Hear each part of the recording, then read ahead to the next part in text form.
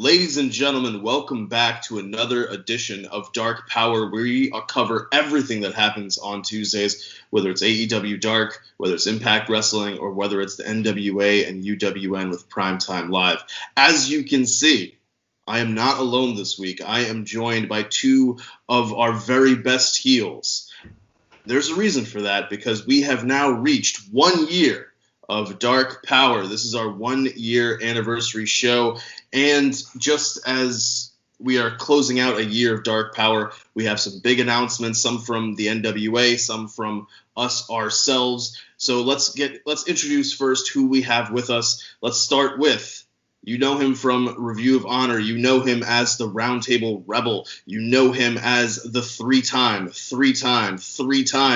baby-making champ. This is Ness. Ness, how you doing today, sir?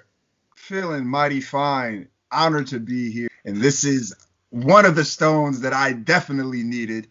There's a few more. I'll talk to Sid about that. But at the moment, I'm honored to be here. Congratulations on your 1 year. Definitely put in the work for all these shows that you cover, man. It is a huge milestone, and congratulations to you.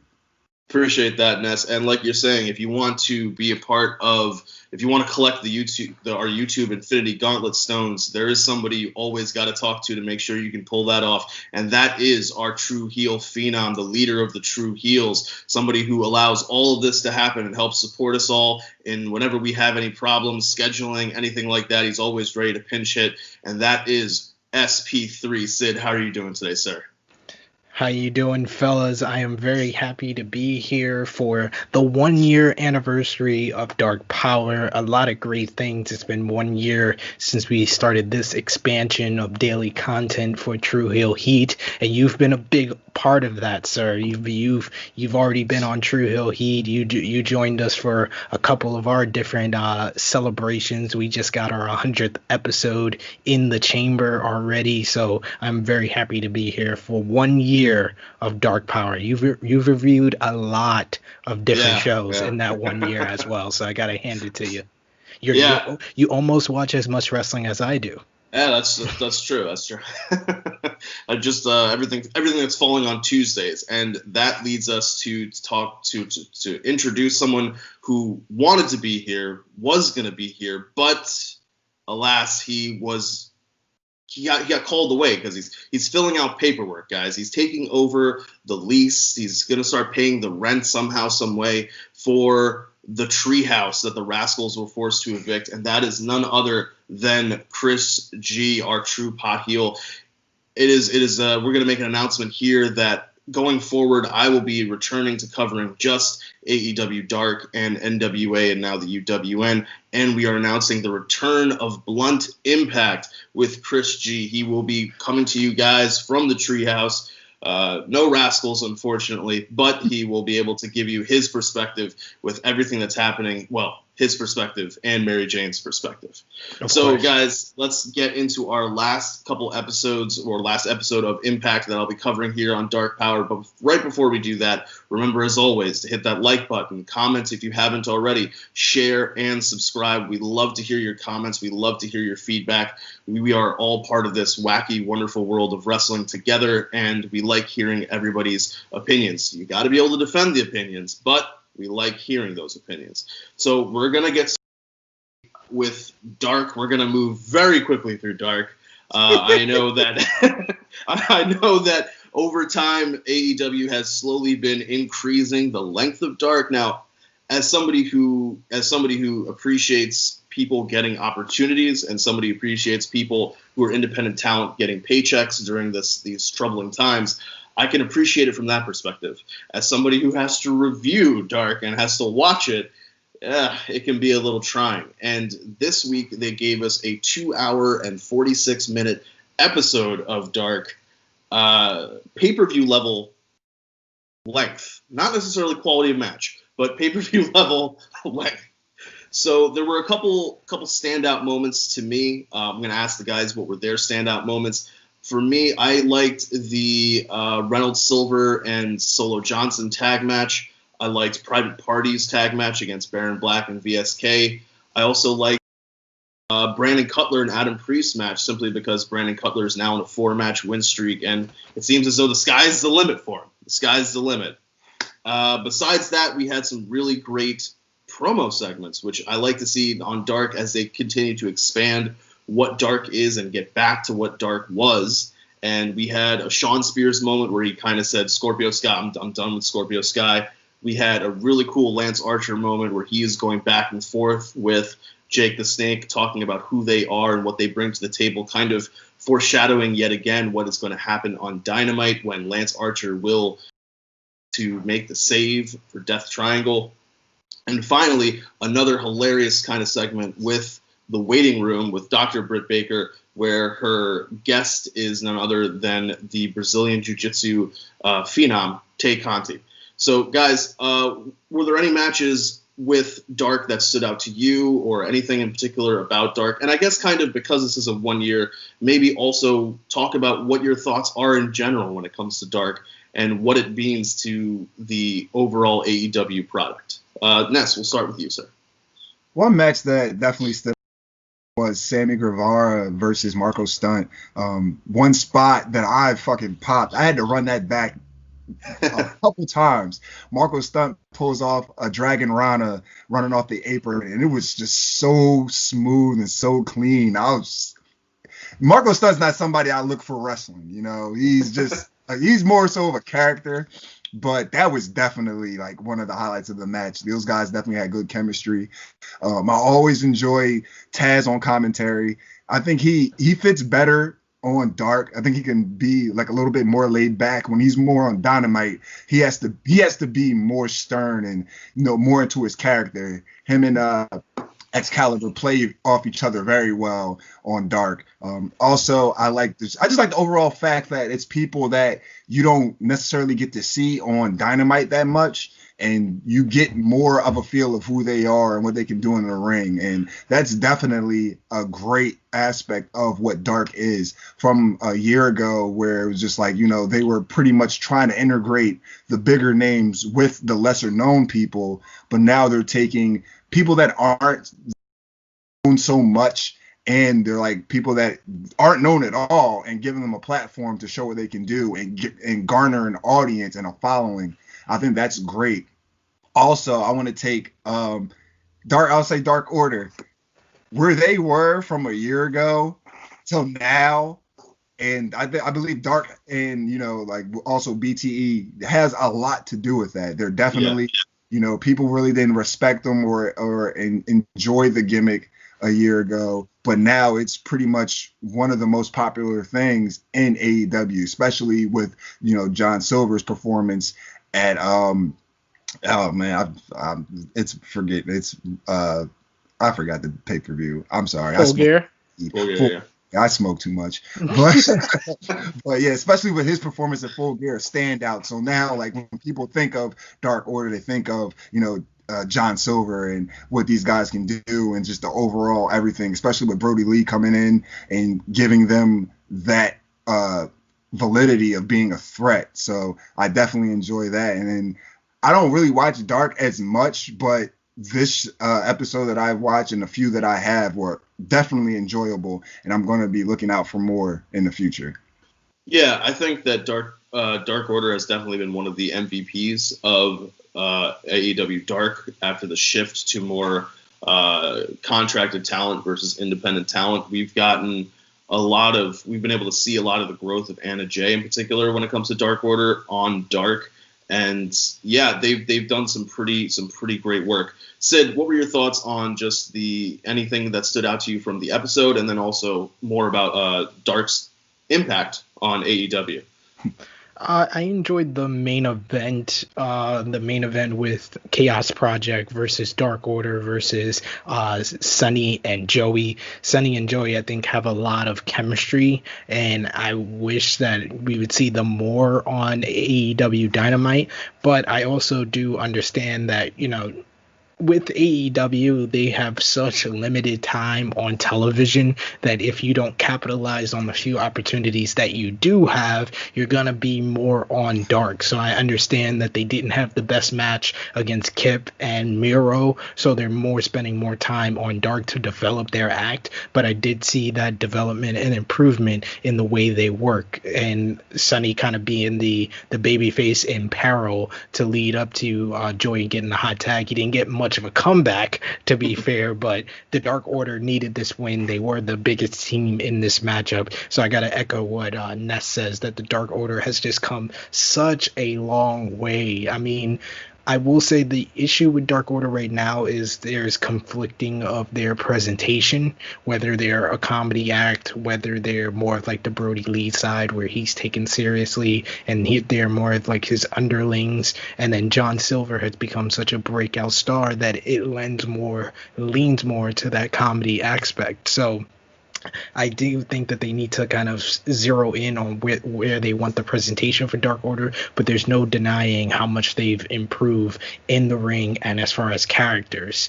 I also enjoyed the Sonny and Marco matchup. You could tell that they have a friendship outside of the ring, because this was more of this slow burn that seems to be happening with Sammy, where he's going more babyface. He showed respect to Marco. His promo was not the annoying Sammy Guevara that's a heel, and it was more of a confident Sammy Guevara who wants to be a champion in AEW. So he's doing this slow burn heel babyface turn, which lends to MJF being in the inner circles. So we can tell that that's a simmering storyline, and I like how Dark kind of develops its own storylines, but as well as continues storylines on Dynamite.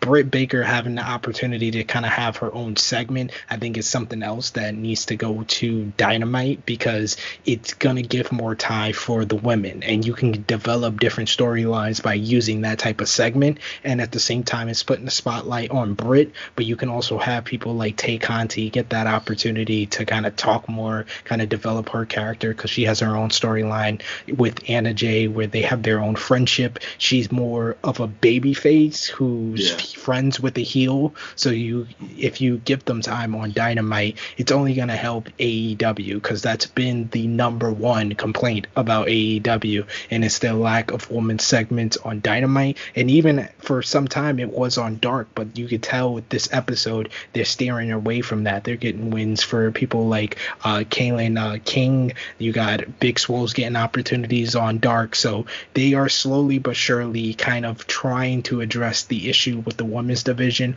on Dark and on Dynamite. So I love that development, and I gotta hand it to them for how seamlessly they really developed Dark, because with the pandemic it changed the direction for Dark. Dark was only supposed to give an opportunity for the contracted talent that they didn't have time for on Dynamite, and they have more given a chance for independent talent, which has gotten guys like Will Hobbs a job with AEW, a contract. Lee Johnson, he's in the Nightmare family now. You got the acclaimed Max Caster. I'm a big fan of Anthony Bowens, but Max Caster has great mic skills, and he's bringing back the old John Cena feel to the rapping gimmick. So I like that, and I like them as a team, and they can bring something different than what we have with the tag team division. So I like all the developments with Dark. They've really come a long way with kind of smoothing things out.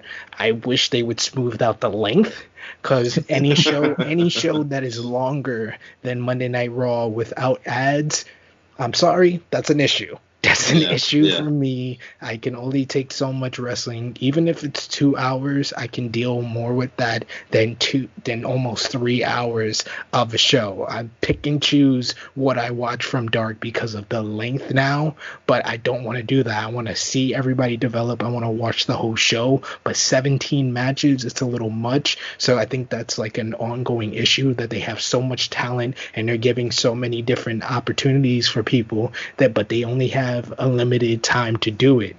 If you spread it out, if you do multiple tapings of Dark, maybe that would be better. You can like bulk up dark episodes or something like that, or give us a double shot. They do that on the pay-per-view weeks. Maybe sometimes they need to do it on just a random week, like when they have a special, like what's coming up with Winter is Coming. Instead of having 17 match on Tuesday, have 8 matches on Tuesday, 9 matches on Friday, because you're building up Winter is Coming. It's more footage and more matches and more opportunities to push that big show on Wednesday than you have right now. So I just wish that they just smoothed out the time. I'm all for giving people opportunities, but it's a little much. Yeah, it was a lot of much. It was a lot of much. Yeah, great points from both of you. I agree with both of you as well completely. And also another person who, I mean, I know WWE was probably following this person for some time beforehand, but back-to-back shots for Ben Carter is probably also something that level of awareness just increases. And it goes to show what Dark can do for talent who aren't really that well known. I mean, I'm not from Chicago. I live in Chicago, but I never knew who Sean Dean was until Dark. So there's just great talent that they are able to highlight and showcase. And one of those is definitely, as to your point, Britt Baker with the waiting room. Just she's able to have more ability to show off how oblivious of a heel that she is, or oblivious of a character, when she's asking during the waiting room, she's asking Ty Conti, how does she pronounce her name? And then says, well, because I would never want to mispronounce somebody's name. Isn't that right, Reba? Reba. And it's the little things. It's the devil's in the details. And I think that I went back and I looked over all the different episodes of Dark that I had reviewed over this past year and kind of pulled out what were standout matches. And I noticed all of them were pre-pandemic, before everything kind of shifted. And to think that once upon a time on Dark, we were getting a 14-minute match, from the 10th episode of Dark, from Kenny Omega versus Kip Sabian. That's what Dark is supposed to be. That's what Dark was, and hopefully they get back to it. We, had Jurassic Express versus Strong Hearts, Omega and Riho versus the Superbads, continuing that Kenny and Kip theme. So Dark has a ways to go, but Dark has made incredible strides, and that's something that we got to tout, we got to talk about. And something else, I would say the best match of the pandemic on Dark was Lee Johnson versus Ben Carter. Oh, that was one I went out of my way. I don't usually watch Dark because there's so much other wrestling for me to watch for True Heel Heat and Wrestling Daily, but that was one match that I was like, no, I have to go out and watch this. Everybody's talking about this, and I felt like that match was better than the Scorpio Sky Ben Carter match that was on Late Night Dynamite, because these two guys were looking to make their opportunity, looking to stand out, and you just felt the motivation and the fire in both of those guys. And that was my first time I was really like, oh, this Lee Johnson actually got talent. And then I think like the next week he joined the Nightmare family. So it was something that was a match that set him up to have something of a story in AEW for Lee Johnson, and for Ben Carter it got him a contract with WWE. So that was big time for both of those guys' career. And as we know, as we're talking about stories and what we are able to see and build, we got to talk about Impact, guys, because Impact has great storylines, and we now have the conclusion of a, not murder mystery, but more of a shooting mystery. And I thought it was a murder mystery at first. I think everybody did, and then it kind of was, oh no, he's just in a coma. But in an incredible callback, they referenced something that was from Wrestle House, and I thought that was just hilarious, because one, they're kind of saying, pay attention, guys. Like we're gonna be referencing things that happens throughout the course of everything that we show you guys, and that is, as you guys know, the shooting of Johnny Bravo. Now, hold up. Sure. Can I just mention, what the fuck was a coat rack doing in the hospital? That was that was supposed to be the IV stand. Yeah, it was supposed to be the IV. He was in a back room, like just in a corner of a back room. Like, that's the sickest hospital ever. And guys, Sid is kicking us off right away because this segment starts off Impact, where John Bravo is in his coma, and Scott D'Amore is there, and the doctor asks him if he's related to him, and Scott D'Amore's like, God no, but I do have power of attorney, and let's pull the plug. And so just like, we don't need to do that. He's gonna be all right. He will be fine. So we are continuing the mystery of who shot Johnny Bravo. As you guys will remember, last week Johnny Swinger had the smoking gun, so to speak, and today we will be going through Wrestler's Court. But before we can get to Wrestler's Court, we got to talk about our Knockouts Tag Title Tournament, and our opening match is Tasha Steelz and Kiera Hogan picking up a win over the Sea Stars. Now, I've had the ability to see Sea Stars live at Freelance. Sid, I think you have also seen Sea Stars live with BCP. They are a great tag team, great addition for this tournament. I don't know if they are signed going forward with Impact, or if it was just kind of a one-off, or they will be kind of freelancing with Impact for a while. But either way, I hope we do see them again. And after Hogan and Steelz pick up a win, we see Jordynne Grace talking with her partner, which I kind of guessed last week was going to be Jazz. It is Jazz coming back. I guessed it first. You just read my Twitter. I recorded, so I don't know. I don't know when this is happening.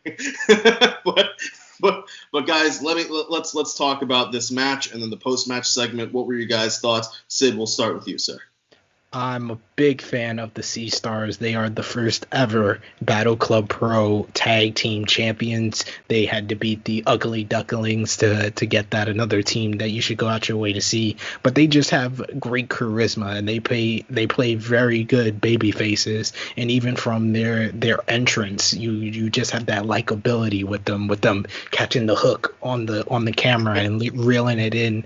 And I said this, and I'm gonna call you out again, Stat King. I said that they were versing Tasha and Kira in the first round, and you said they weren't during our turning point. I just remember looking at a graphic, so. And I said the winner of this match would win the entire tournament. That's how much of a fan I am of the Sea Stars, but as well as Kira Hogan and another Battle Club Pro alumni, the Battle Club Pro Icons champion, the two-time Battle Club Pro Icons champion, Tasha Steelz. And I just like Tasha and Kira. They play such good heels with them just healing it up on everybody. They were kind of the team that, when they were created as a team, that was like, okay, you guys got to bring back the Knockouts tag team titles because they are so good. They're picking up momentum. They're getting big tag team wins against Havoc and Nevaeh and other teams that you need to bring back these titles. And I think this victory kind of established us as a team to beat. Jordynne Grace and Jazz. I'm a huge fan of Jazz as well. Another one of our partner promotions, Mission Pro Wrestling. She's had a huge hand in that, in developing the younger talent, the independent talent on Mission Pro Wrestling. She's opening up a wrestling school with Thunder Rosa. So I'm very happy for someone that we thought was retiring to kind of get this opportunity. And her and Jordynne Grace just make a perfect team. That's just a powerhouse team, and I feel bad for their first round matchup of Killer Kelly, who's very talented. Renee Michelle also has a great look, great presence to her, but I feel bad for them because they're going to get their ass handed to them by two of the strongest women in professional wrestling. That is true. And Ness, what were your thoughts, sir? Yeah, I enjoyed this match for what it was. Actually, earlier this year was my first time seeing the Sea Stars live. Also you were there when they won the tag team titles. So that they definitely have the charisma, definitely have the stage presence, and they definitely can go in the ring. But I'm just a huge mark for Tasha Steelz and Kiera Hogan as a tag team. I don't want to be that guy, but I'm not going to predict it. This is just what I would like. I would like for them to go the distance and win this whole Knockouts Tag Team Championship tournament. I just feel as though they have like the in-ring presence and just the overall characters that can make this work and bring some type of prestige and attention back to the Knockouts division, especially as champions. And when it comes down to it, I definitely want to see them versus Jazz and and Jordan Grace, man, like those are two powerhouses, and they're powerhouses separately in themselves. So together, it's going to be a whole lot of beef, so to speak, going on in that ring. So that's definitely something I'm looking on the lookout for. But yeah, I definitely want to see more of Tasha Steelz and Kiera Hogan just going forward, whether they win or lose this at all. Like that's who I'm more. My focus and my attention are on them for sure. Definitely, they just bring something out of themselves that just make me say, "Yo, these two, they definitely got it." So I just hope they go the distance. Yeah, and they will have a very big second round match if Rosemary and Taya Valkyrie get out of their first round match, which I think they probably will. After this, guys, we have Ethan Page coming over to Josh Alexander and kind of crowing about the injury that Doc Gallows has sustained. And then Josh Alexander reminds Ethan Page that in order to get the tag titles back, they need both tag champions present. So what is the value of having Doc Gallows being injured? To which Ethan Page says he's going to find a way to fix this. You just got to trust me, Josh. You got to trust me.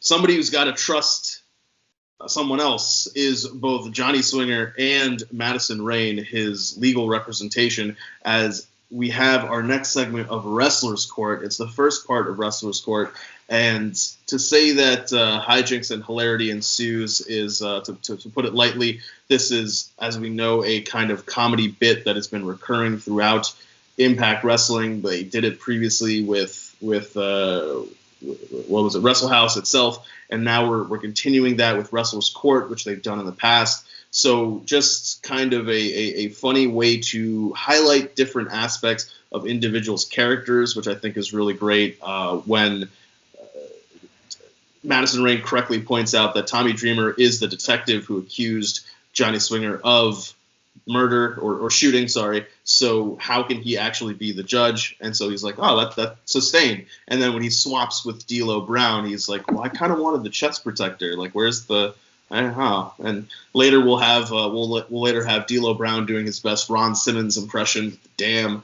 But after this, guys, we have Suicide versus Rokit Raju. You didn't name the best part of that whole segment is when Tommy Dreamer calls D'Lo Uncle Phil. Oh, that's right. You do kind of look like Uncle Phil. Like Uncle Phil. But speaking of mistaken identities, after this we have Suicide facing Rohit Raju, and this is more growth of the Rohit Raju as a heel character. Last week we had Scott D'Amore going out of his way to tell TJP that, yes, you cannot get a shot at the X Division Championship anymore as long as Rohit Raju is champion. It can't be anybody named TJP. No one who has the initials TJP or is named TJP or whose mother called TJP as a child or who signed a contract for TJP. And now all of a sudden for Rohit Raju's open challenge, we have a masked wrestler, Suicide, coming out. So, of course, Rohit Raju makes the smart decision to say, well, if you want to do the Defeat Rohit challenge, you can, but it will no longer be a title match. But knowing that it could very well be TJP under the mask. Yes, the Mocha Skin Manimal showing off that his largest muscle is actually his brain. And in this situation, it kind of works out for him because he loses, but it's actually Crazy Steve, and it's not TJP. TJP will come out onto the ramp and show that it is definitely not him. Guys, what are your thoughts on Rohit Raju, his title run thus far, and kind of the storyline that they're developing or have been building between him and TJP? Ness, let's start with you. I enjoy Rohit Raju a lot. He is one of the better characters on Impact. And just this match alone, just like he was just going out of his way, like, oh, I know this. I'm not stupid. This is TJP under that mask. And like the whole time throughout the whole match, he's like, it's TJP, it's TJP. Just down to the finish where he finds out it's Crazy Steve, and he loses, and now he has to have a match against Crazy Steve next week for the X Division title. I just like how it all planned out, and they're keeping the story going. And obviously, we're smart here. We know that Crazy Steve isn't going to get this win. So, as long as TJP has like the little bits and pieces that, the little chess pieces to keep playing these moves, hopefully, eventually, one of them works and it'll knock off Rokit Raju, and then he can get back in title contention. But, it might not even work out like that. Rokit Raju, like you said, his strongest muscle is his brain. And as long as he tries to stay a step ahead of TJP, anything he throws at him, it's just going to show that he is the right one to be the X Division champion. So the match, I enjoyed the match for what it was. And overall, like, I just want to see more of Rokit Raju, man. He is extremely entertaining. He knows how to bring out like the other aspects of wrestling instead of just, the in-ring ability. He can definitely elicit all types of emotion and get you invested in his matches, whether you want to see him win or lose. And I love that about his character. All great points. Now, Sid, what are your thoughts on Rokit Raju, this match, and just everything that's going on in the X Division? I gotta piggyback what Ness says. Rokit Raju is one of the best heels in Impact Wrestling right now. And this has all been like a very big surprise because I don't think anybody was expecting him to win this title from Chris Bay. Chris Bay kind of felt like he was the next in line to have like a long X Division title run, and this run for Rokit Raju, I think a lot of us thought it would be over by Bound for Glory, but he's staying, making it, he's able to make it entertaining still. This whole storyline with TJP has been a lot of fun. The match, the match was there. It was there. It wasn't really about the match. It was more of an angle to kind of continue building the TJP storyline, which I enjoyed. I like the reveal of TJP not being under the mask, Crazy Steve being the person under the mask.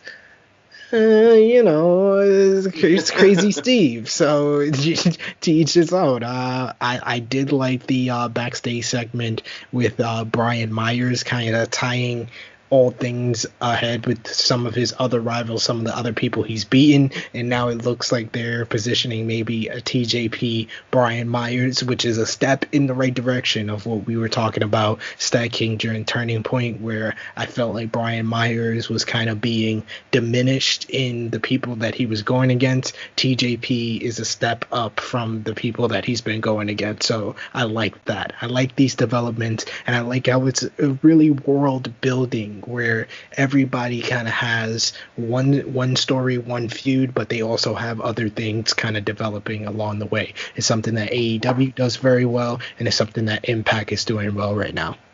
Yeah, we see a lot of different feuds that are multi-level, levels of complexity, and another one of those feuds is really, it's not really Ken Shamrock versus Rich Swan, it's more Sammy Callahan versus Rich Swan, and Callahan is basically manipulating or using Ken Shamrock to do his dirty work. And now we have a backstage segment with Shammy where they are talking about the main event, which is going to be Rich Swan versus Ken Shamrock. And nice little moment where somebody shows up to ask Ken Shamrock, what the hell is he doing? Because everyone knows the Impact World title is nowhere near as important as the TNA World Heavyweight Championship. Yes, as my co-hosts today are indicating, we are talking about none other than Moose. Moose shows up, setting up something that I think we're going to be building towards. Sid and I were talking about it on Turning Point. It seems as though we might be slowly getting to a Moose versus Rich Swan match for both of the titles, maybe at Hard to Kill. We're gonna see how this continues to play out, but Moose is slowly building momentum, slowly building steam, as it were. After this, we have two people who are not building steam whatsoever when Alicia Edwards tries to talk to Tennille Dashwood about maybe working one more time as a team. I don't see any particular reason why they should put these two together as a team. Honestly, I think it's kind of funny. Tennille has teamed with three people now. Every single time, she has basically abandoned the person. And when Alicia is asking to team up with her again, Tennille's basically telling her, like, I don't want to because I'm going to abandon you. Like, if you can ask me, and I'll say yes, but I'm going to abandon you. Like, you need to know that this is what's going to happen. Are you this stupid? And Alicia Edwards, I guess, clearly is that stupid. Yeah. Because she's an aloof Boston chick. That's what her character is. She's a party girl from Boston who's very aloof. Yeah, and it's just incredible when you see her husband having to duck, dive, dodge dastardly intelligent heels with people like Callahan and so on and so forth, and his wife is just like, will you do me the honor of standing on the apron and watching me get my ass handed to me because you won't tag in? Like, I don't know, it's just weird. It's just weird to me. But we have a kind of a preview of sorts of the Knockouts Tag Title Tournament, as well as continuing developments in the singles division of the Knockouts division, when Kimberly faces Killer Kelly, and Killer Kelly is accompanied by her Knockouts Tag Team Title tournament partner, Renee Michelle. Kimberly will pick up the win over Killer Kelly. Kimberly is with Deonna Purrazzo, and all of a sudden, Susie comes out. And this is a little bit of a development, because we thought we had completely gotten Su Yung back. But thanks to the miracles of pre-taping, we are able to have a moment where both Susie and Su Yung are on the stage, the ramp, the entrance together, and then we get a nice bit of a brawl where Su Yung will attack Kimberly and Deonna Purrazzo. And guys, let me know how you think this Knockouts title feud has been building and brewing, mainly in a sense being done on the fly because of everything that happened with Kylie Ray. Sid, let me know your thoughts. I mean, the match itself, I wish would have went longer, because those girls were working hard, Kimberly and Killer Kelly, and I think they're two of the more underrated women outside of like WWE, AEW. Those are like two of the most underrated. Kimberly's got a lot of talent, so does Killer Kelly. So I wish it would have went longer, but the post-match was the highlight of the show for me. This was brilliant camera work. It just was so smooth. Like, you wouldn't even know that there was like split seconds or minutes between the cuts. Like, they did it so smoothly. And I just love how they were able to get Susie and Su Yung in the same scene. It was just brilliant camera work. And with the Wrestlers Court, this is what I love about Impact Wrestling. They're a variety show. It's something that AEW said they were going to do, although, you know, those stupid marks on the internet, they always say, oh, AEW said they were going to be sports-based. No, they also said they're going to be sports entertainment. They said they're going to be a variety show. They said they're going to be a smorgasbord, and they do that very well. But Impact Wrestling doesn't get enough credit for how much of a variety show, because they can go all the way right with their comedy, with the Wrestle House, the Wrestlers Court, or they can be very zany and bizarre, like the whole other worlds with Rosemary and Su Yung and James Mitchell. And then this scene right here was just perfection. The whole Susie Su Yung character has been one of the more interesting elements of Impact Wrestling for well over a year now, and this was just another step in that direction. And I like how they're building this whole feud, and it continues between Su Yung and Deonna Purrazzo, because it helps Deonna be more of a heel. It's really developing Susie and Su Yung into this top babyface type position. So I loved everything about this segment. This was awesome. Yeah, when it comes to the editing, I didn't know that they had contacted Romeo or Chris to help them when it comes to all of these camera angles and work. Maybe, guys, maybe that's how. Maybe they're giving some kind of discount on the rent for the treehouse for Chris for Blunt Impact, because. Chris, you gotta let us in on these things. But Ness, what were your thoughts on our knockouts title feud and how it's been building?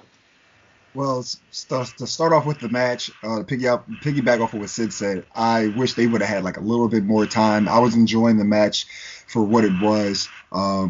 Kimberly, I've seen her over the years. I'm a huge fan of her. She can definitely go in the ring. Killer Kelly, I've seen her recently. I love her style. It's just like that tough, gritty, you know, as there's a lot of women in professional wrestling that are like there for the glitz and the glamour, but Killer Kelly's there to fight, and I enjoy that a lot. The post match, man, listen, I didn't like. I'm rewinding it so many times. Like, really, Sue Young? Yo, that's hard. She's next to Susie. How the fuck did that happen? Yo, this is great. Like, and I'm just like all over the place with it. And I'm like, yo, the camera angles, the cutscene, whatever. Big props to whoever edited this segment, because man, I could not tell when the real Sue Young or real Susie was there, whatever the case may be. This was amazingly done. Even when she got in the ring, I'm like, is that really Sue Young? Because Susie's standing right there on the ramp. That's not. Yeah, and I'm just like, yo, this is amazing. That whole, and then like even you got to give props to Deanna Purrazzo and Kimberly, because they played, you know, them being the heels. They looked like they were fucking terrified out of their wits. So everybody, it just came down to everyone in this segment, even from the match to the post-match segment. Everything about this was gold. And I'm definitely going to watch out for more of what's going on. And we're going to end up, you know, getting into it as the show goes on with Deanna Purrazzo and Kimberly. So there's definitely going to be way more to this story than we're seeing right now. And I can't wait for it all to unfold. Yeah, the whoever was the stand-in for Susie while Sue Young was in the ring was continuing to do Susie mannerisms on the top of the entrance ramp. And that's, like we said before, guys, devil's in the details, and that's something really well done. So hats off to them for that segment. After this, we have Motor City Machine Guns. Alex Shelley is back, and he is saying with Chris Sabin that they want to go after Triple XL, they want to go after the North, and then finally they want to go after the Good Brothers and get their tag titles back.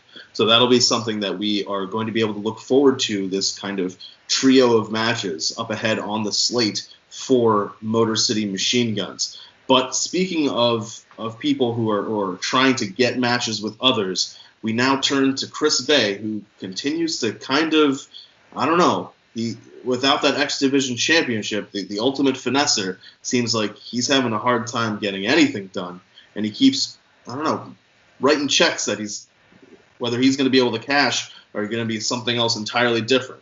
Because now he's continuing to try to parlay a world title match against Rich Swan, but Rich Swan is just trying to sit down and talk to his friend Willie Mack, his best friend, one of his closest friends in all of Impact. And it doesn't turn out Chris Bay's way, because it seems as though something he said just doesn't sit right with Willie Mack, and it looks like we're going to be getting some kind of match between the two of them. Sid, I know you were talking earlier about how we thought that Chris Bay was going to be a much longer title reign with the X Division title. Just briefly touch on where do you think everything's going with Chris Bay right now, and where do you think it's going to lead to? I think that we got one more Impact Plus special in December before Hard to Kill, and I think that's the perfect place to do this Chris Bay versus Rich Swan world title match. And it's really feeds into the first Impact after Bound for Glory, where they set up Rich Swan as this fighting champion, and all of the challengers kind of made their stance, and then it further developed when Chris Bay started these backstage segments with Rich Swan. But that initial segment, you had Moose come in first and kind of like put himself in that position of the guy that is really going to be the pay-per-view contender. Then you had him confronted by Sammy Callahan and Ken Shamrock, which set up Turning Point, which set up this week's main event. And then the following week it was Chris Bay, which sets up Final Resolution in December. So it's just all about what I was saying before, is world building. building, because not only do you have the Rich Swan's enemies kind of coming to the forefront and having interactions with him, you have his friends. He was friends with the Rascals, so you saw him. He was a part of their whole farewell. He's been developing his friendship with Eddie Edwards in backstage segments, which also would give us a really good world title match between Swan and Eddie Edwards. He also has his best friend Willie Mack, who Willie Mack has kind of been the buffer in between the other rivals that Rich Swan has while he's taking care of one. Willie Mack kind of versus the other, whether it's Moose or Chris Bay. So it's all about the world building and the added layers to the title scene and other stories and other characters that really makes Impact stand out from other shows in wrestling. Yeah, I agree with you there. And after this, guys, we are continuing to talk about who people cementing their legacies, people talking about their history, what they've contributed to Impact Wrestling.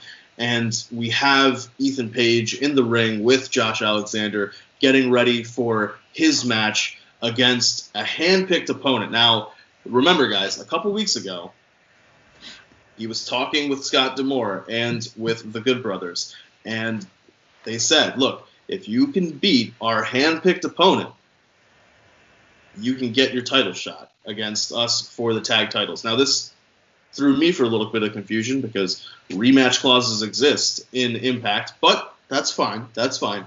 Because it seemed as though they were teasing that we were going to get somebody, well, that's simply phenomenal. And if you're going to get somebody of phenomenal level caliber, well, I mean, I kind of want to see that match. I'm sure both of you guys do as well. And now finally we are going to be able to get that match when Ethan Page goes up against an absolutely phenomenal opponent, somebody who has been a TNA legend, somebody who has not yet been put into the TNA Hall of Fame, but will be one day. And that person is none other than Swoggle. Because Swoggle comes out. No, what are you talking about? That wasn't Swoggle. That wasn't Swoggle. That was the nominal one, AJ Swoggle.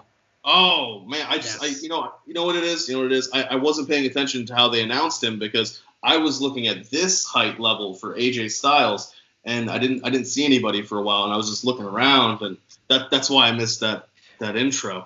We are, I am, we are, I am. I love that song. One of the best TNA songs ever. It was a great touch, and Ethan Page continuing to show great character work. He can go for the cover, he can get that pin, he can get that title shot that he wants, but his own pride, his own hubris, his own disbelief that Carl Anderson would even dare to put him in the ring with Swoggle means that when the count coming down for that third count, he pulls Swoggle back up and the match continues, and Swoggle is going to be able to pick up that win. So, Ness, we'll go to you. Tell me your thoughts, just not necessarily on the match itself, but overall the tag title division. We saw earlier Motor City Machine Guns talking about what they want to do with Triple XL, the North, and then finally the Good Brothers. Now we see what's going on with the North and the Good Brothers. Let me know your thoughts, sir. Well, Impact's, I want to say that their tag team division is extremely underrated. There's a company, well, like AEW, where they put so much emphasis on their tag team division, and then there's like WWE, who you forget that they even have a fucking tag team division because they have the same people facing each other for like 6 months. Impact definitely is right where it needs to be, right where it's good. They have the teams, they have the platform to push any team at any time. But the stories and the way that they intertwine everything, it makes for great television. I don't know where it's going to go with this at this point. It seems like Josh Alexander is a little fed up with Ethan Page at the moment. So, it's never good for your tag team partner to be pissed off with you. So, but then you have the Motor City Machine Guns, Alex Shelley coming back from injury. They want to show that, you guys took us out. They want to get their revenge on the North. They want to run through Triple XL. They want to regain the tag team championships from the Good Brothers. So all over, there's so many ways and so many things they can do with the tag team vision, the storylines for it, that either any way it goes, I'm all for it. I just want to see where it all plays out. But for this match specifically, man, this was probably one of the most hilarious segments for me all night. I even commented on their social media, on their Instagram, and say, you know what? You just know that AJ loved the hell out of this. There's no way that he did not enjoy this. You know, some of his best friends just going out there being goofy, and that's what I loved about this the most. Like, it wasn't supposed to be taken seriously, and the fact that it wasn't supposed to be taken seriously, even Paige didn't take it seriously.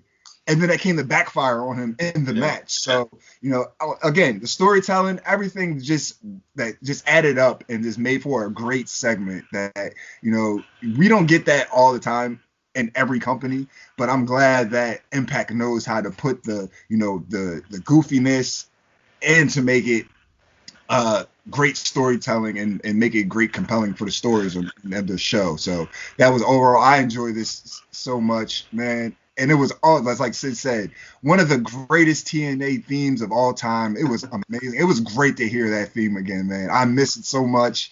And, oh, man, it's going to make me download it and have it personally, man.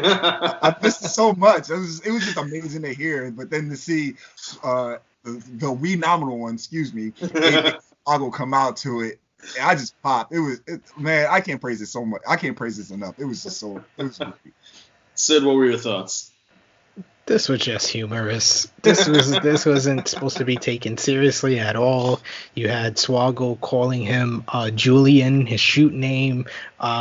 So yeah, just what Ness says, I could just piggyback off of that. It was cool storytelling that, you know, it wasn't supposed to be taken seriously. So Ethan Page didn't take it seriously, which bit him in the ass in the end, and that's why he lost. So it worked.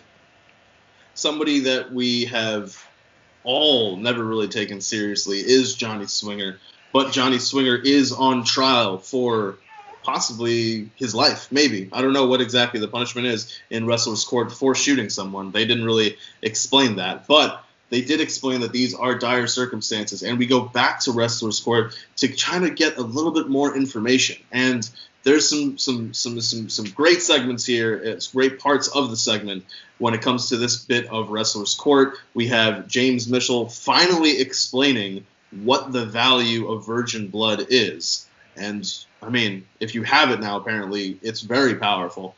And why it would be something that's sought after by James Mitchell and Rosemary, who we find out, as Sid correctly pointed out at Turning Point, our Turning Point review, didn't ever actually care about Johnny Bravo or love him or anything like that. She only wanted the virgin's blood. And somehow, some way, in that exact moment, Johnny Bravo has awakened from the coma, from the back closet room he was in, and came back over, which, I don't know, you got to wake out of the coma. The doctor's got to check you. They have to run tests. Then you got to either sign yourself out. Then he had to get from wherever this hospital backroom closet was to where Wrestler's Court was. He had to figure out what room in the courthouse it was, go up the steps, go through metal detectors, all that kind of stuff.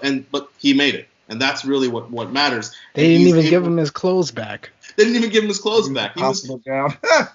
He was so concerned, even though he didn't know that Wrestler's Court was going on, that an innocent man could be, we'll just say, put to death. An innocent man could be put to death for a crime that he did not commit. And he is there to say that he could not see the person who saw him, but he did smell them.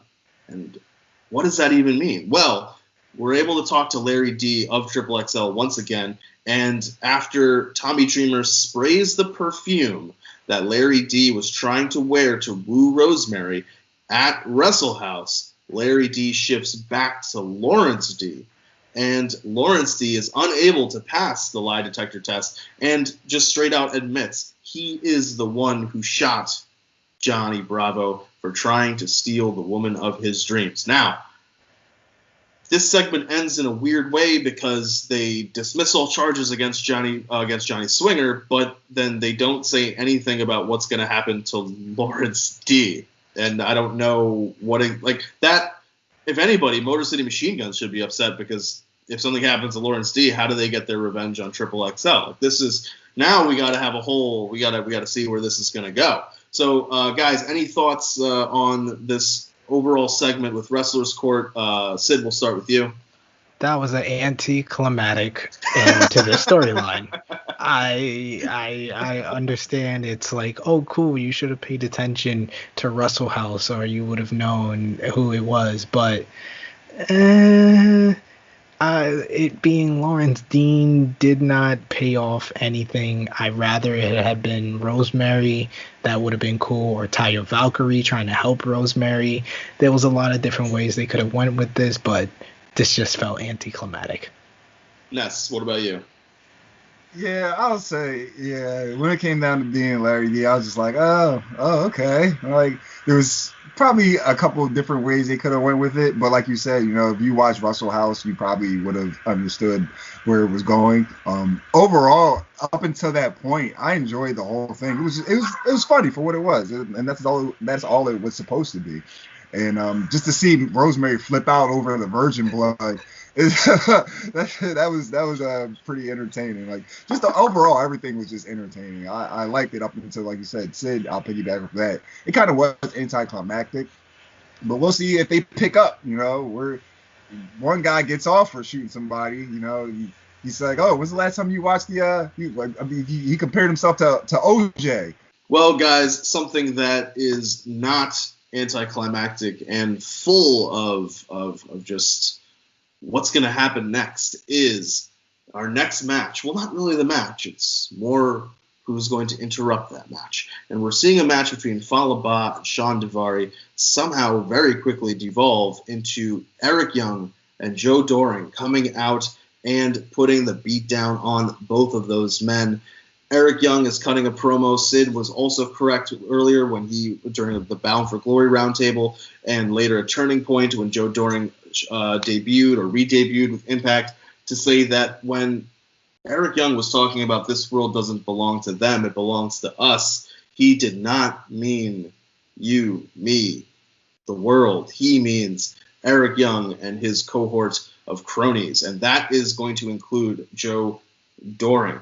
And these two guys are going to beat up Bahh and Daivari. Rhino is going to come out to try to make the save. He is without Heath because last week we saw the two of them beat up Heath behind closed doors. Rhino is going to do his best to stop the onslaught of EY and Joe Doring. I personally really like this segment simply because of the tease of what it means for down the road and what Eric Young is slowly devolving more and more. He is losing his mind more and more because he could not get the world title back. All this would have been saved if he had been able to beat Rich Swan, but his pride, his insanity caused him to ask for a rematch when he should not have, which parallels how well thought out it was when he captured the world title from Eddie Edwards. And now it just, we don't know what's going to happen next. We don't know who is going to get attacked next, where the next person is going to be struck from. We just have to wait and see and realize that we are just watching the machinations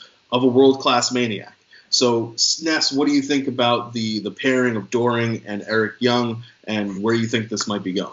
Man, all right. So, with Eric Young getting back into Impact, this is what he should have been in WWE with Sanity. This is just on that road. Now, the fact that, first of all, he looks great right now for, he's a little older than he was the first time he was in Impact. He's back now. He's jacked. He looks phenomenal. And he looks like a beast, the tattoos that go along with him, losing his mind. Joe Doring towers over him. And he's already a beast of a man. So now you just got you got one crazy maniac.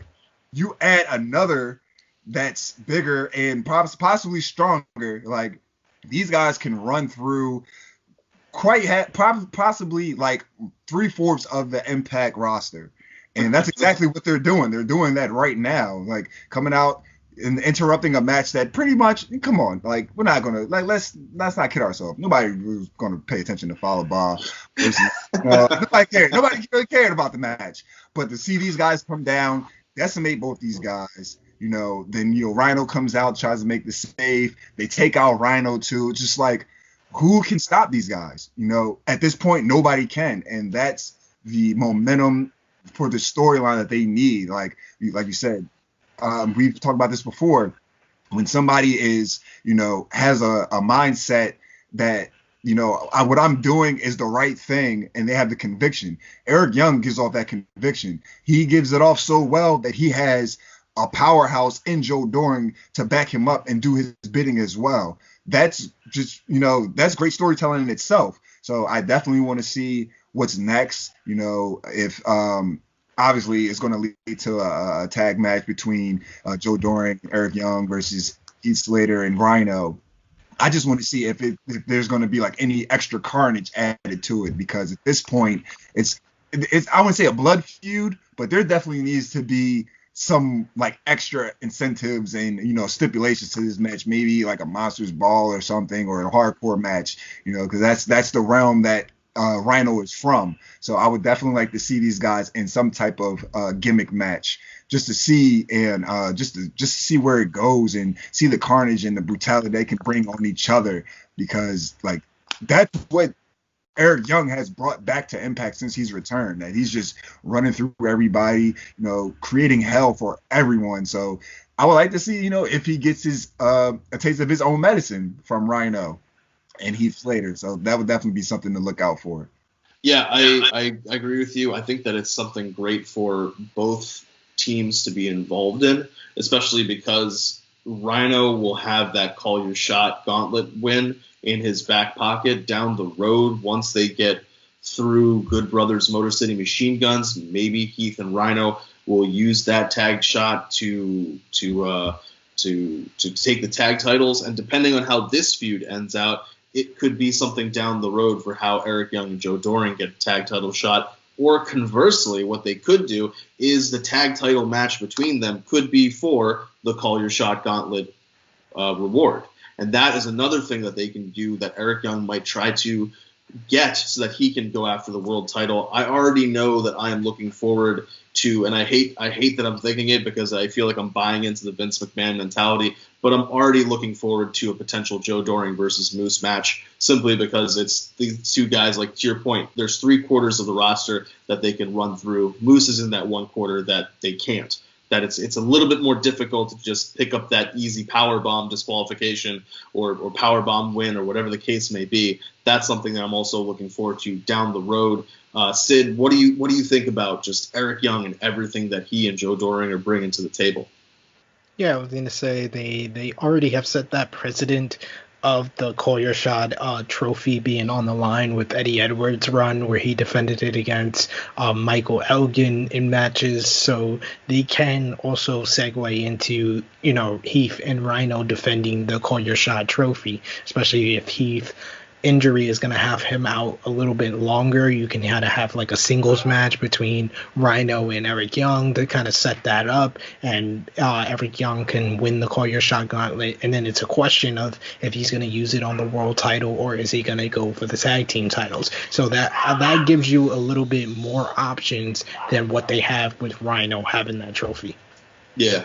After this, guys, we have a backstage segment where Deonna Purrazzo and Kimberly are coming to none other than Father James Mitchell to ask for his help, his advice, his assistance when it comes to dealing with the nightmare that is Su Yung. This is a woman who now is apparently able to completely separate her personas into two separate physical bodies. That's insane.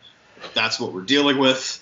James Mitchell, probably somebody who has some experience in this realm, and they're saying, what can we do?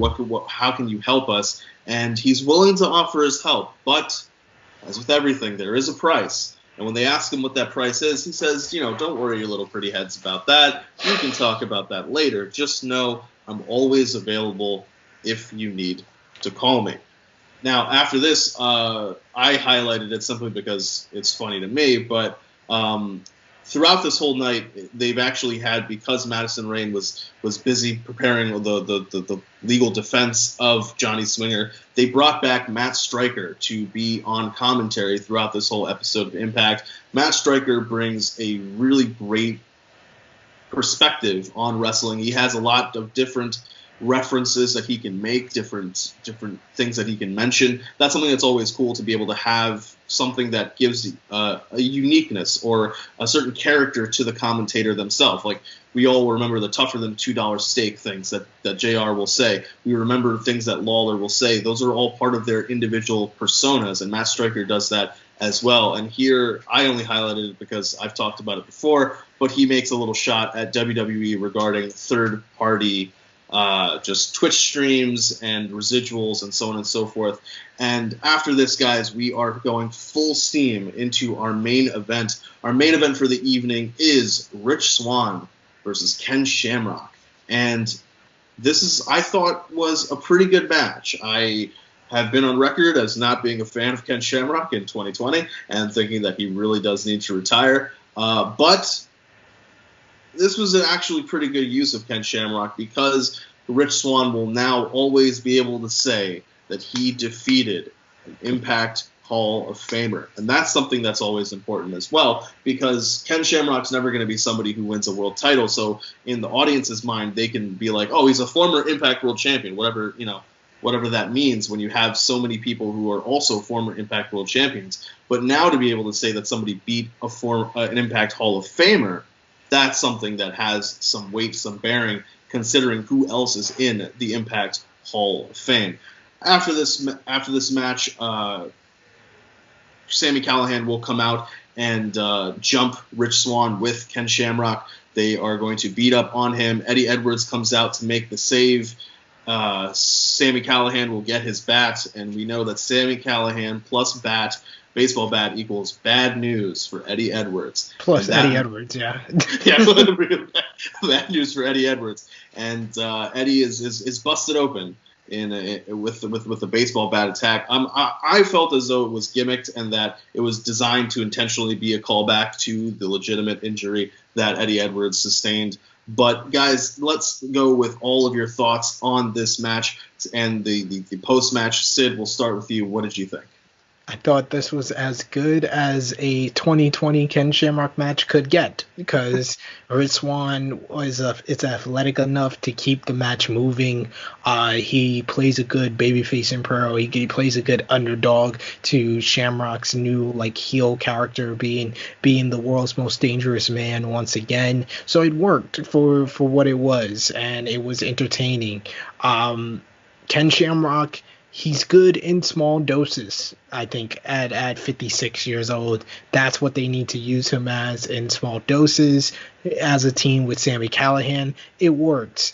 The post-match with Edwards and Sammy, that one I'm a little bit more conflicted on, because, although they do have unfinished business, it does have the feeling of, we've been here, we've done that. So I'm a little bit more conflicted on the whole Sammy and Eddie. If this is going to lead to the final blow-off, then great. I am all for this. But I think that they have leaned too much into their singles matches on regular Impact TV for this to feel like, oh, these great bitter rivals are coming back together. Because we had Eddie versus Sammy for the world title when Eddie was doing his open challenges. We had Eddie versus Sammy on the Go Home show to Bound for Glory. So they've kind of WWE'd, for lack of a better term, this story, where they gave it to us too many times, where it doesn't feel like two bitter rivals are coming back together and feuding. It feels like, oh, we've been here, we've done that. We've done it a few years ago where they started this feud with the bat before, and now we're kind of revitalizing it here with another bat angle, which comes off a little hokey, because the blood was obviously gimmicked, and it was just like he just put like a balloon of blood and just did like this to his head, and just, oh my god, my eye. So it was a little bit too hokey for me, but if this leads to the final blow off between these two guys, I'm all for it. I'll shoot Impact some bail. We were talking during the Turning Point round discussion about how they are making these Impact Plus events seem more important or seem must see. And talking about a final blow-off, the next one, if I remember right, is called Final Resolution. So there may be some kind of, this is the final shot, the final match between Sami Callihan and Eddie Edwards, if that's what they build towards. But Ness, before we can get to Final Resolution, we got to talk about your thoughts on this main event match. What did you think? The match was decent for what it was. Again, you guys know I'm a Ken Shamrock mark for what he's done in wrestling over the years. 2020 is like Ken Shamrock performance in 2020 is how most of us feel about 2020 as a year as a whole, and that's not really all that great. So, but overall, this match specifically was a better showing out of Shamrock than we've seen in his most recent showings.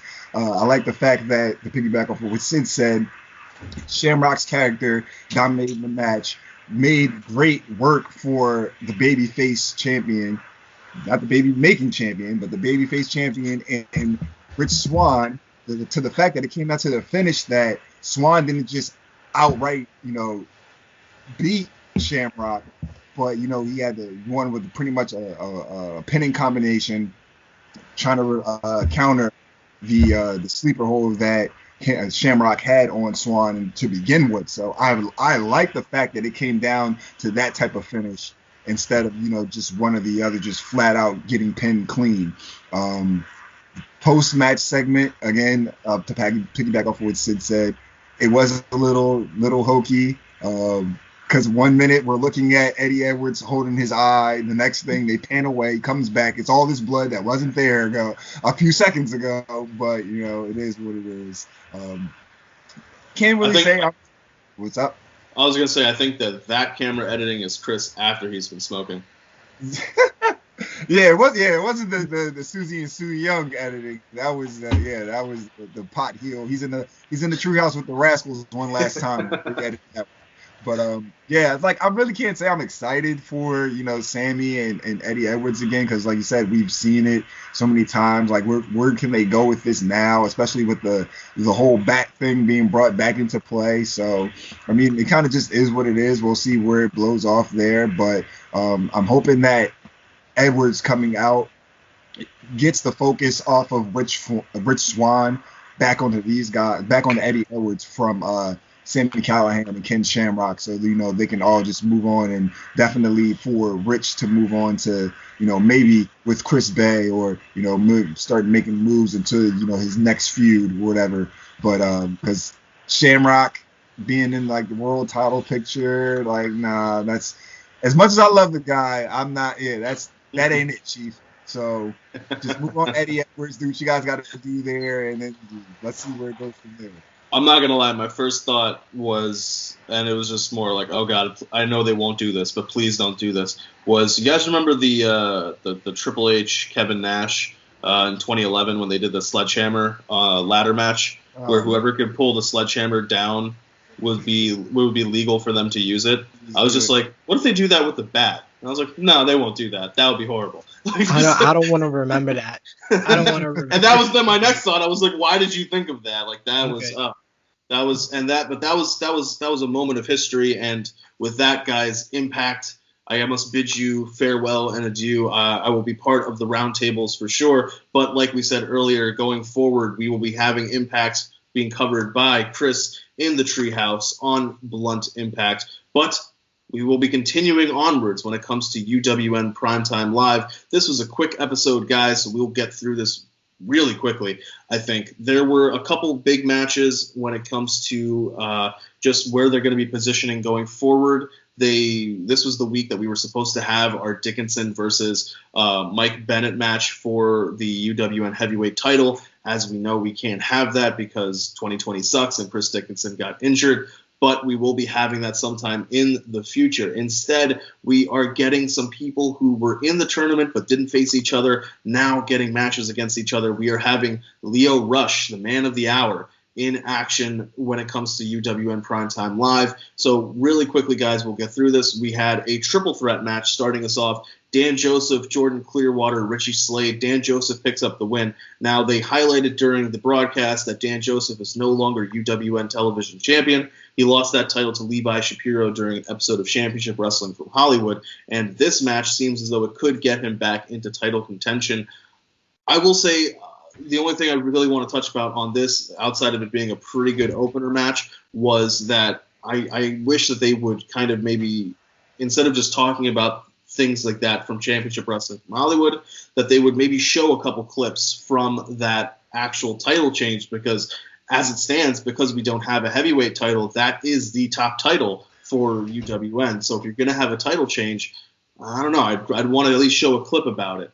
After this, we have a Tito Escondido promo. He is going to be facing Ray Rosas in the main event for the Heritage Championship. Ray Rosas, who was part of the tag team with Pretty Peter Avalon. We didn't touch about that in AEW Dark's coverage, but now every single contracted AEW talent, I believe, has a win, finally. So thumbs up for Pretty Peter. It only took like a year and a half, but they did it. To comment on that opener, I felt like it was too long. Yes. Dan Joseph comes off like a creative character from WWE 2K. I'm just happy he doesn't have the Young Lion tights. He had some color to it, so he got a little bit more points on his WWE 2K to make his character have color in his tights. That's the only thing that makes him different. The other guy probably is better off being a tag team wrestler than a singles wrestler from what I saw of him. The only one that stood out to me was Jordan Clearwater, and it just felt a little bit too long for an opener to me. After the Tito promo where he's talking about the history between him and Ray Rosas, we have a really good match, low-key kind of a really good match, between Fred Rosser, the former Darren Young from WWE, and Sean Daivari. This was a kind of a hard-hitting match. You know, we've talked about synergy before on Dark Powerrr. We have Daivari here on Primetime Live. We had Daivari getting beaten up by Joe Doring earlier on Impact. And in our opening match on AEW Dark, Big Swole's opponent, Viperous, has been on Primetime Live multiple times in the past. So a lot of that interconnective tissue going on between all of these three companies. A really good match that I thought maybe if it wasn't for that title match could have been the main event. These are two guys who were in that title, the heavyweight title tournament, but didn't face each other. After this, after a hard-hitting match, we had a kind of really good athletic match between Lio Rush and Adrian Quest. Lio Rush is a well-known talent, and this is kind of something that we see with UWN. When you have developed talents in the ring, you can kind of see when you don't have developed talents in the ring. To Sid's point about that opening match, the match after with Rosser and Daivari, Darren Young never really went super far with WWE, but he got that polish. He knows how to work in a ring. He knows how to play to cameras. He knows how to do all those things. And Lio Rush is somebody who was able to do that as well. And this was a pretty athletic match, bouncing all around. Sid, did you get a chance to catch this match? I saw all of UWN. Rosser versus Daivari. It was good. I like the more psychology based, the working on the different body parts. I like him winning with the crossface chicken wing because he didn't think the gut check, and he's really improved. And I will say, shouts out to our good brother Jay News that I gotta watch. He bigged up the Tom Lawler Fred Rosser match, and then these guys on commentary bigged it up, and then they even name drop Katsuyori Shibata, saying that it's the best match that they've had on New Japan Strong. So I will say the Primetime Live does a good job of making you interested in the different promotions that they're working with. So I was interested to watch the Fred Rosser versus Tom Lawler match because he got a good match out of Sean Daivari, who I don't think that much of. But the match of the night, in my opinion, was definitely Adrian Quest versus Lio Rush. I know Lio Rush is talented. I know he's one of the fastest professional wrestlers in the game today, but Adrian Quest met him move for move, and that springboard Hurricane Rado was the spot of the night for sure. That was just beautiful, great style timing on that one, and you just got to give it up for Lio Rush. He's the busiest man in professional wrestling. He's here on UWN Primetime Live. He's going to be in New Japan for the Super J Cup on December 12th. He's working with MLW. They positioning him for a big match with Myron Reed for his debut for the middleweight championship, and he is a contestant on one of my favorite reality shows, MTV's The Challenge, Secret Agents. This man is doing way too much. He is proving why he left, why WWE releasing him was probably the best thing for his career, because he's doing a lot of things he wouldn't have the opportunity to do. Yeah, Ness, I know you don't watch a lot of Primetime Live, but speak more about your thoughts on Lio Rush and his journey since leaving WWE. I think that this definitely, I agree with Sid, it was probably one of the better things going on for him to make that decision to leave. He definitely wouldn't be able to be on The Challenge on MTV, because these guys can't even have Twitch accounts, and they can't even have streaming services in under WWE, and just like seeing him everywhere, I love the fact that he's like, I just left a major promotion. I don't want to be tied down. I want to do as much as possible. I want to do everything. I want to face all these people. So he's going to New Japan. He's in UWN. He's going to go through MLW. He's going to these places, and he's been in GCW. He's been in all over, and he's just making his brand bigger than what it was. Like, yeah, he came from WWE, but like he didn't have the best run in there. And we say that about a lot of people, because they, unless you're a top talent that's like on the main shows, you're just pretty much there. And that's pretty much what he was doing. He was just there. And I'm just glad that, he has gone through and dealt with whatever situation that he was dealing with, because at one point, he was saying he was going to retire. He wasn't going to get back in the ring. He also had like music. He has so many projects and things going on that it's better for him not to be under a major promotion such as WWE, that he can go out there. Maybe he's gotten his second win. He's gotten his fight back, and he really is. It's showing. Like he's not just going out there. He's not half-assing. He's putting on performances like it's his last, and it counts, so I'm definitely gonna be watching him in the Super J Cup, because that's one of my favorite tournaments from New Japan. And I don't know if he'll make it past his first round against El Phantasmo. But I want to see it, and I want to see him in MLW. I want to see him. I'm a huge fan of him outside of the ring. So to see that, because we've seen this happen. WWE likes to take the life out of a wrestler so that they don't want to wrestle anymore. But once you get from out of that promotion and under that scrutiny from them, that now you get that second wind again, and you're just like, yeah, I just want to do this again. I love it. This is the business that I was born to be in. And once all that comes flowing back, and you can see that they generally enjoy doing what they, being in the ring, it's always great to see that. And I'm glad that he has that feeling again. Yeah, and guys, in our main event, Rey Rosas defends the Hollywood Heritage title against Tito Escondido. He does retain the title. He has a pretty good showing. There's some history, a lot of history between these guys. Not as much history as I knew about, so the promos that they cut throughout the course of the show definitely added to the overall feel of the match. But to Ness's point, Lio Rush is kind of the highlight of this episode of UWN. Definitely if you guys get a chance to watch anything from that episode, definitely check out that Lio Rush match. But guys, Lio Rush has found his love of professional wrestling again. He has found his passion for the business, and we all have our passions for the business. And so, once again, we appreciate all the time that you spend with us on the True Heels channel. We appreciate you inviting us onto your phones, your iPads, your screens, however you're watching. And yet again, guys, thank you for being part of this 1-year anniversary for Dark Powerrr.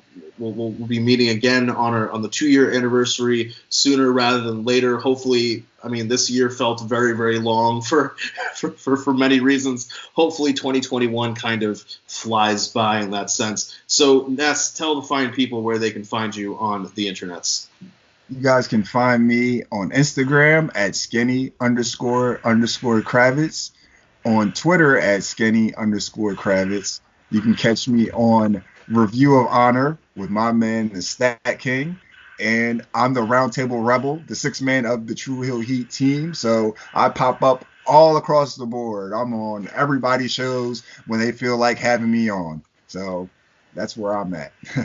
And guys, you know Sid, you can find him everywhere, anywhere. Yeah. Just you're not even looking for him, and then all of a sudden he's there. Just like, guys, AJ Styles had a great run in New Japan, or some random thing that he's just saying, or some heated opinion that he's trying to discuss with you, and just take up your time and have conversations with wrestling. That's what Sid's all about. Sid, just will man of 1,004 shows. Just tell the people where they can find you. Love it. Thank you for having me on the 1-year anniversary. Love how far you've come from the original episodes of Dark Powerrr, just reviewing NWA Power and AEW Dark. Now you're doing 3 shows at a time because Tuesdays is jam-packed. I love the progression, sir. So I love that you've used this platform to the best of your abilities and always entertaining the folks at home. You can find me on Instagram at TrueHeel_EpicSP3. You can find me this week. We took the week off, but we will be back with True Heel Heat next Saturday.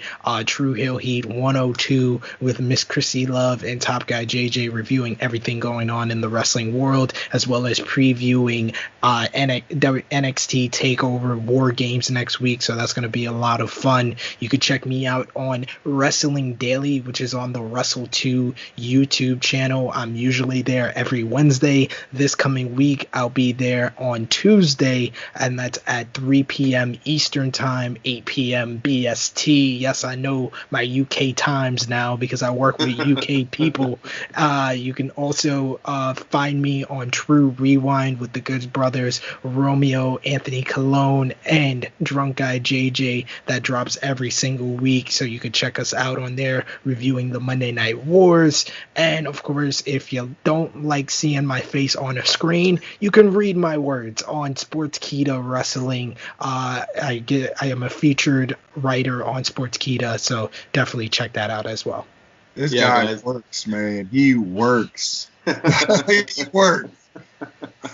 Yeah, guys, and our final announcement, well, not our announcement, but the NWA's announcement, is that they will be starting a new show on YouTube called Shockwave, NWA Shockwave, and guess what, guys? It will be on Tuesdays. So we will be covering it here on Dark Powerrr. UWN is not going anywhere. I'm interested to see if the NWA will have more. I mean, they've been partnering with UWN, but the amount of NWA talent on Primetime Live has not been as much as we kind of initially thought. So we'll see whether or not that will increase, whether we'll get Serena D back with the NWA Women's title, whether we'll see Nick Aldis with the NWA World's Heavyweight Championship. And we saw a tag title change just a week or so ago. We'll see how that continues to play out. But until next time, guys, stay safe, take care of yourselves, take care of each other. We are continuing to fight through this pandemic, and all we have is each other, and all we really have is our ability to talk to one another and take our minds off of everything that's going on around us. And that's where this great thing that we call wrestling comes in.